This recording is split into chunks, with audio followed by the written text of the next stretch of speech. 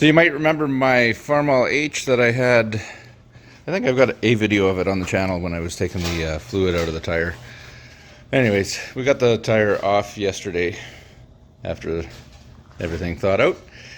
And now I'm just getting the rim cleaned up so that I can coat it with some Pour 15 and then go put the new tube and existing tire back on. The tire's got a few cracks, but a new tube should stretch it. The price they charge for rubber these days, you think it was made out of gold. So won't be putting new tires on that tractor, but at least I'll be replacing the tube and getting the rim back into shape here. So I got more wire brushing. Yay, one of my favorite things.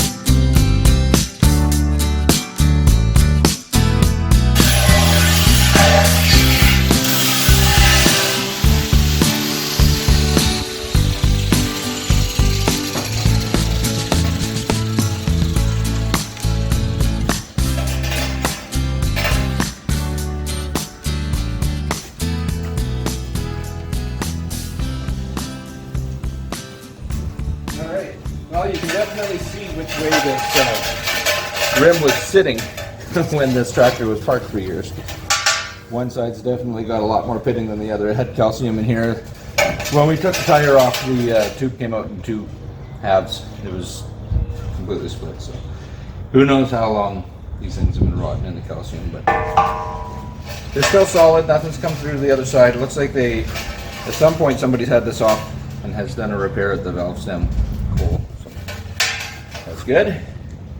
So yeah, doesn't need to be perfect. I'm just gonna cover this, seal it up in Pour 15, and yeah, then we'll redo the inside. When I did this initially, all I did is a quick wire brush and sprayed some stuff on because I knew the tire was going to have to come off eventually, so the rust is showing through. We'll see if we can do a better job this time before it goes back onto the tractor. At least it'll have one side that's nice and shiny. We'll have to think about doing the other side eventually. Anyways, I'll find my paint and be right back. I have my 6-pack of my little Pour 15 cans. I like the little cans because then basically when you're finish the job, you throw it out, because once you've opened these and if you get any of that stuff on here, it seals so tight. It's a real pain in the ass to try and save any remainder. So this can should be enough to do that rim. But yeah, I'm out of my cheap paintbrushes. So I got tons of this stuff. No paintbrushes, so I guess I'm off to Dollarama before I do this. So I'll go do that, go in, get washed up, go do that run. We'll be back. Alright, I'm back from Dollarama. Got my brush. See how this goes.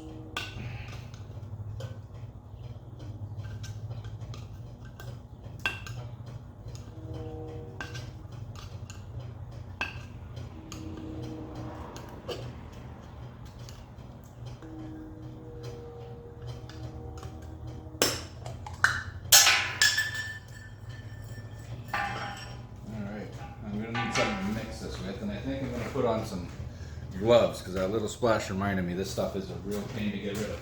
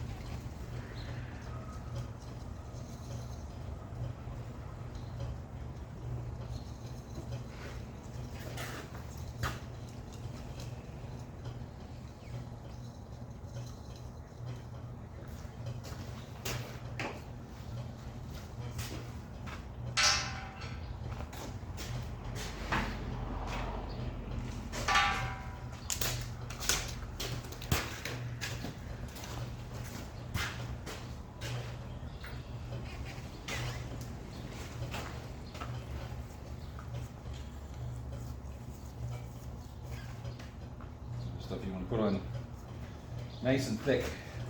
Basically becomes a new skin for the metal.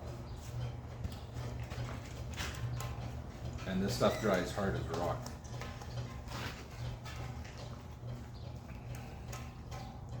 It's a lot like JB Bald by the time that it's done. It is tough stuff.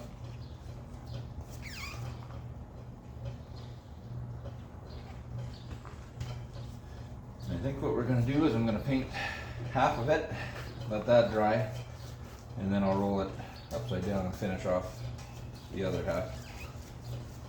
I don't really want this stuff on my floor too badly.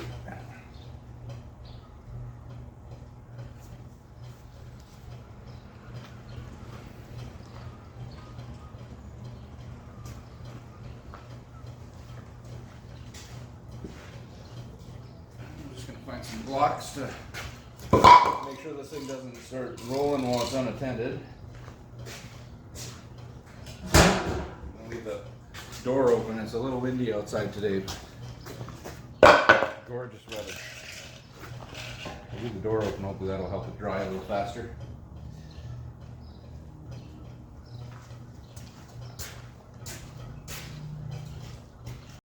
Now, like I said earlier, this stuff is really hard to open the can after all that stuff's dripped in there. The one thing I found that can help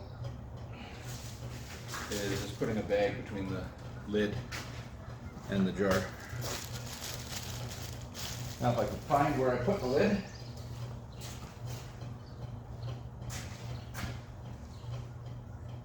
Oh.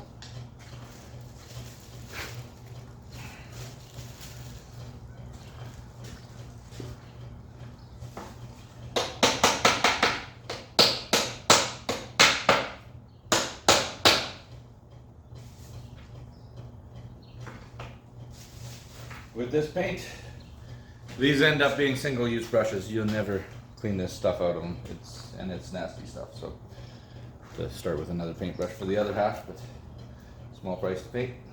All right, I'm back, and that is dry. However, this afternoon, I built that bridge there to go to my neighbor's house, so the kids don't have to run around on the street or get their feet wet or whatever. While I was doing that, a big wind came up, gusted, and blew a bunch of sawdust onto here. So nothing that's going to hurt the tire, but I'm going to give it another quick coat over top of that stuff. I'm not going to bother with the edges, so I'll be able to roll around and do the rest of this rim here. So just finish her up.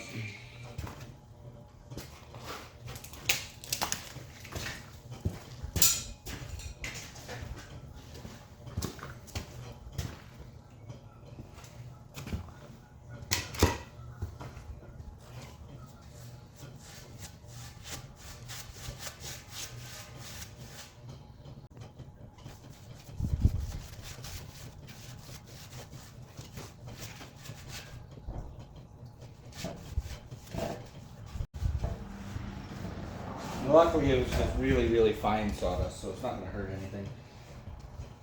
I just don't like the looks of it, so cover it up with a thin coat.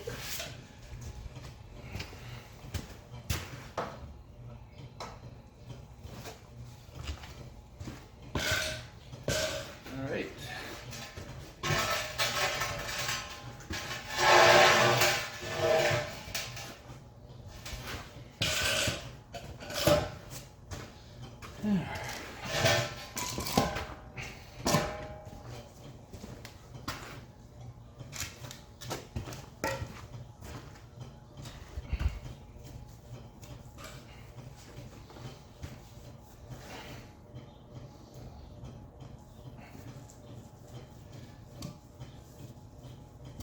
Trick with this stuff, so you put it on real nice and thick.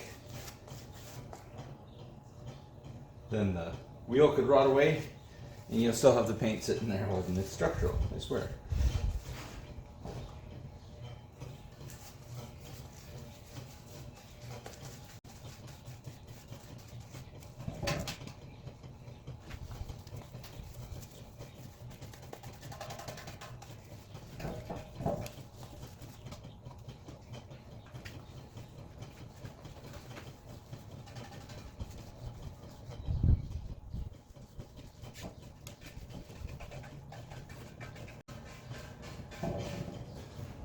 So some of you might have noticed there hasn't been a video out in a while. I've had quite a bit of stuff going on around here. Not much worth filming though. Spring came, everything melted. My septic field was saturated from an incident with our cat a few months ago. Figured out how to get that pumped out and dried out, so now it's looking a lot better. I think later in the summer I'll probably add some capacity to it. I mean, I'm not going to do anything because I need to get a permit for that. So I should be able to add capacity to my field, but because of the way that the laws are, I guess I can't, so I'll just have to make do with what I have. Forget I said anything. The other thing, there was a project in this shop. Our neighbor borrowed it to do the engine in his nephew's Tiburon. It's like a 2002, 2003 Tiburon, somewhere in there. Poor kid had been out on the highway when his timing belt decided to leave the chat. So when that happens, you end up with bent valves and whatever else. New engine it was. So we got a new one from the record and put it in here. Let's see what else. So I got the wife's PT Cruiser back together. I replaced the alternator on it. I started out, I was going to film that. A little mishap on the recording. Didn't end up with the footage that I thought I was getting, so we didn't end up with that one. But yeah, with that, the battery in the PT, replaced it, got it on the road. She's actually out driving it right now with my son at his guitar lessons. So yeah, just because there hasn't been videos doesn't mean my shop hasn't been being used. Should be back into posting more regularly right away. I do want to get a start on that McCormick W6 sooner than later. And there should be some good old farm shows and that to go to and start bringing some footage from shortly. Still considering driving down to Red Power Roundup again this year. Last year was a blast. This year it's closer to me, somewhere in Iowa, I think. I think it's more like an 8-hour drive. Last year was over 12, so we'll see. That's on Father's Day. I am heading out to the Ag Museum in Austin, Manitoba this weekend. For a little get together with some of the guys there. I may have some footage of some of the tractors around the grounds there. The other thing I've been up to, I took the radiator off of the 1225 case at the museum and took it into Custom Rad in Winnipeg here. He's going to see what he can do, whether he can remanufacture an entire new radiator or use the upper tanks off the one that came off of that one. But stay tuned. As soon as I get whatever I get out of him, I'll be making a video when we put that back and get that tractor running. That'll be a good one. That's a 108-year-old machine that I've adopted since I was 16 years old at the museum. So it'd be really nice to have it running again. I haven't been able to drive it in about 5 years or so because the radiator's just been that bad. We patched it up, and you can only patch for so long, and then it's Swiss cheese. Alright, so there we go. Looks like I've got this thing covered. And good. I've only got a couple drops left in the bottom of this can, so it's going to be in the garbage. There's no point trying to save it. It'll be rock hard the next time I go for it. Alright, I think that's where I'm going to stop today. Like, subscribe, all that jazz. Thanks a lot for watching. I do appreciate the people that actually watch.